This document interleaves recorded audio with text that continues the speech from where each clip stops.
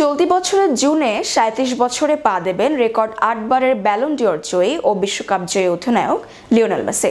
কিন্তু এ বয়সেও নিজের পায়ের জাদুতে ফুটবল বিশ্বকে মোহিত করে যাচ্ছেন এলএম10। ইউরোপ ছেড়ে ফুটবলের খুদে জাদুকর যুক্তরাষ্ট্রে পাড়ি জমিয়েছেন ১০ মাস পেরিয়ে গেছে। নতুন ক্লাবে যোগ দিয়ে পেছনের সারিতে থাকা দলকে দিয়েছেন শিরোপা জয়ের স্বাদ। চলতি মৌসুমে রয়েছেন দুর্দান্ত ফর্মে। এখন পর্যন্ত টুর্নামেন্টের সর্বোচ্চ গোলদাতা হিসেবে শীর্ষস্থান দখল করে আছেন। তার সঙ্গে তাই উঠছে ক্লাব ইন্টার মায়ামিও। পয়েন্ট টেবিলের শীর্ষস্থান এখনও তাদের দখলে। লিগে দলকে এপ্রিল মাসে রেখেছেন অপরাজিত। এই সময়ে মায়ামি ৩টি ম্যাচে জয়ের বিপরীতে ড্র করেছে একটি ম্যাচে। এই সময়ে মায়ামি প্রতিপক্ষের জালে গোল দিয়েছে ১২টি, যার মধ্যে 10টিতেই অবদান আর্জেন্টিনার বিশ্বকাপ জয়ী অধিনায়কের। ৬টি গোল করার পাশাপাশি সতীর্থদের দিয়ে করিয়েছেন 4টি গোল।